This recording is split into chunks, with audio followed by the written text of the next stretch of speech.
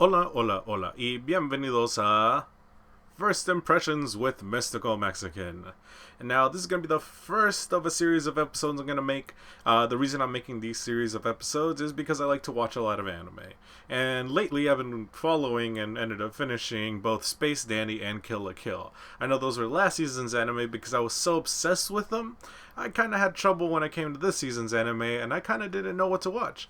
There are quite a few, at least some of the top ones, top rated ones this season, are sequels, but I kind of wanted to get into something new, mostly just because I hadn't really been watching anything other than Kill la Kill and Space Dandy. So once those ended, nothing to watch, and now I'm kind of having to wonder, what should I watch, guys?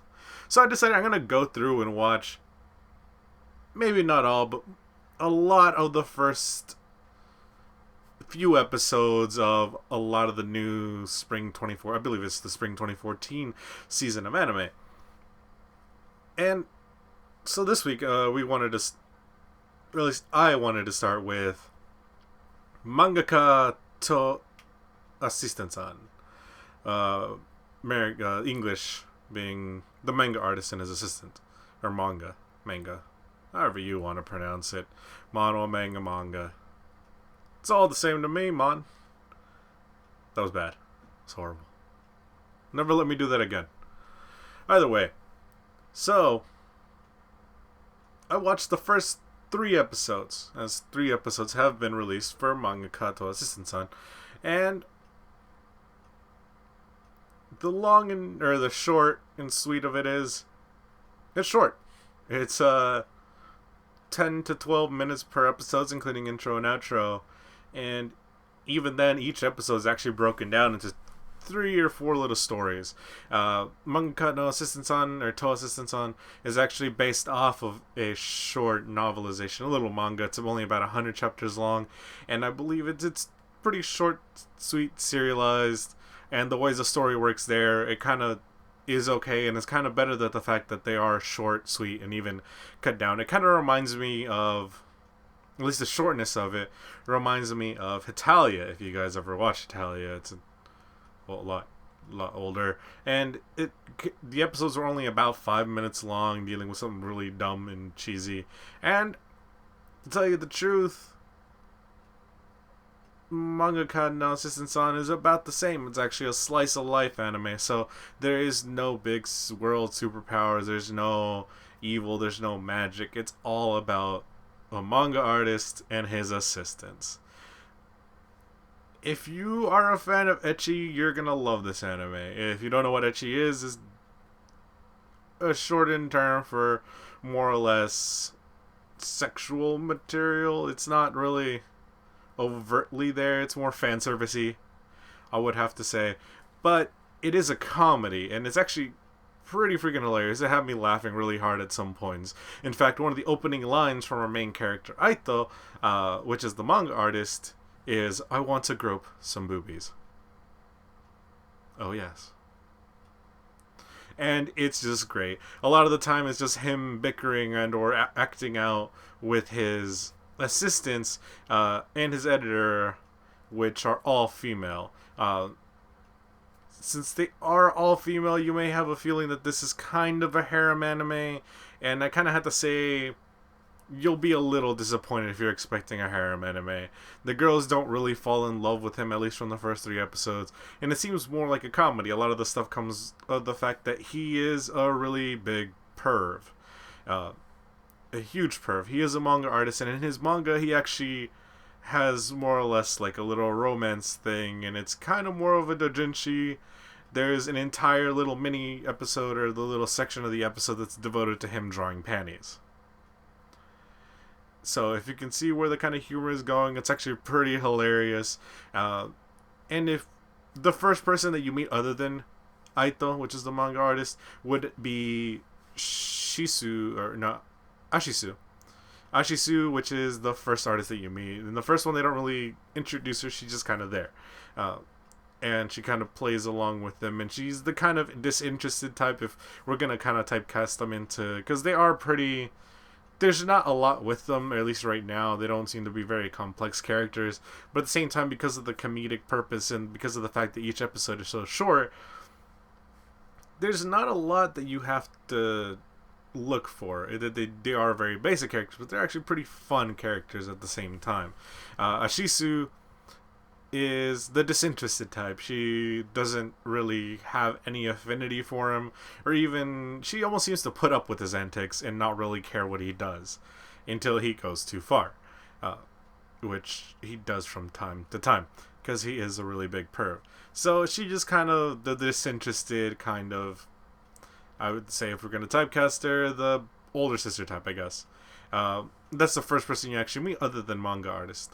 After that, you're going to meet his editor, which I believe is in the first episode as well. His editor is kind of be the more hot-headed type, kind of the more, I would say, athletic type, again, if we're typecasting. And she just kind of serves as a reminder that he doesn't do anything right. Whatever he tends to do, she tends to reject all his ideas. And a lot of the humor comes from the fact that the characters are a little bit one-dimensional. They're not super fleshed out, but they're pretty funny. It's very sitcomish. A lot of the comedy comes from the situations. The characters are very character typed, but at the same time, it helps with the kind of comedy that they're working with.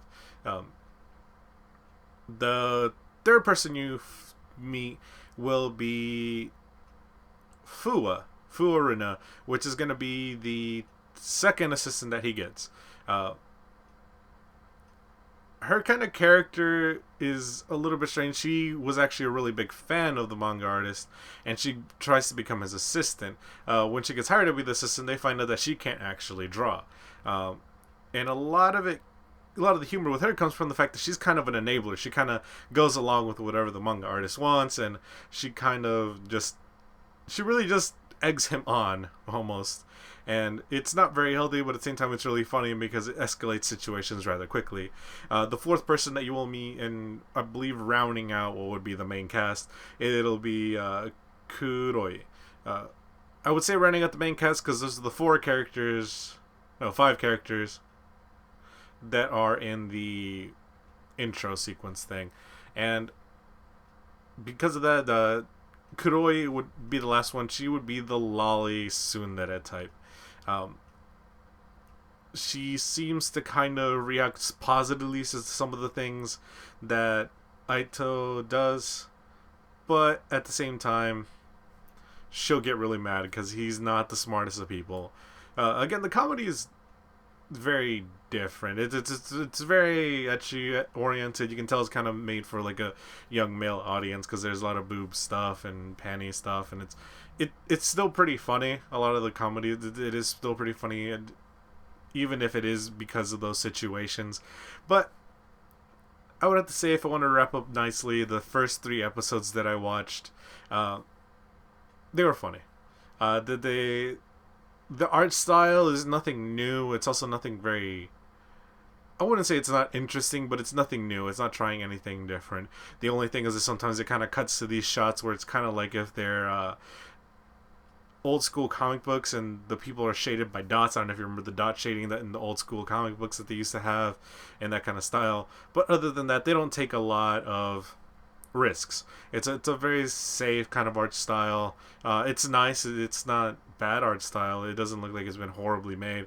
The music is also kind of short and sweet and kind of funny, and a lot of stings and stuff like that. Most of the stuff, as I said, since it's so short and sweet, there's not a lot of overblown things. And although some of the humor comes from how overreacting that he does come with it. So again, the art is not actually very, I wouldn't say it's not noticeable, but it's not here nor there. It's the style. It's a very common anime style. A lot of older animes also kind of had this style, but it wasn't, I don't know, it's very fluid. I like the way it looked. It's pretty good. The sound, at least the music, it's interesting, but at the same time, since there's no really big scenes or more or less, the scenes don't last that long, there's not a lot of music that's put into it. A lot of stuff they do go well, but it's again not very noticeable. A lot of it does come from the comedy. This is again the main point of this. It is a slice of life comedy, and I believe it's even a comedy before it is even a slice of life. It's very fun. I like all the comedy. It's a lot of fun. Am I going to continue to watch this? Yeah, I'm going to continue to watch it. Again, it's pretty funny. If you like this kind of humor, you'll get it, and it won't grate on you. I know some people might not like it because it is very juvenile, but I mean it's funny. It's plain and simple. It's funny. It's something I'll watch. It's not something I'm gonna be waiting daily and checking up hourly to see if the new episode's been released. But whenever I get the chance, I'll probably go ahead and check out whatever new episode or episodes I've missed.